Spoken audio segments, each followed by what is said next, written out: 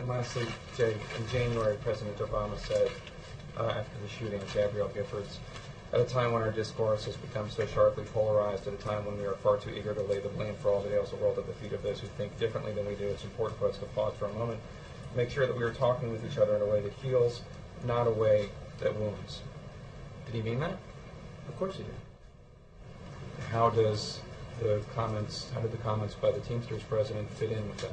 Well, first of all, those weren't comments by the president. Secondly, as I think has been reported by a union leader at an event that President Obama spoke at. I understand that there is a ritual in Washington that, you know, somebody says something and you link the associations, and then everybody who has an association with him or her somehow has to avow or disavow it.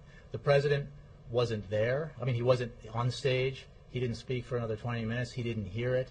I really don't have any comment beyond that.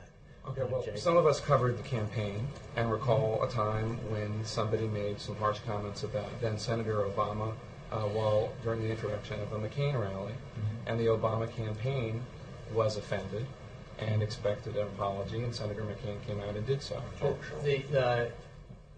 Hoffa speaks for himself. He speaks for the labor movement, AFL-CIO.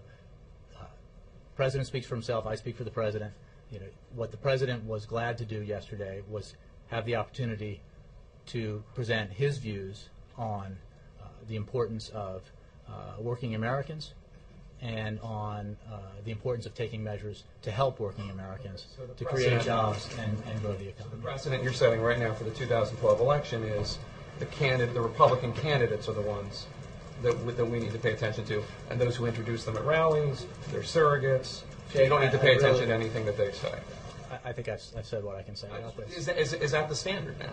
You can report it as you like. I'd rather not have to do this Washington kabuki every time something happens. But if that's the standard, then the standard is we should focus on the actions we can take to grow the economy and create jobs instead of focusing on kabuki theater.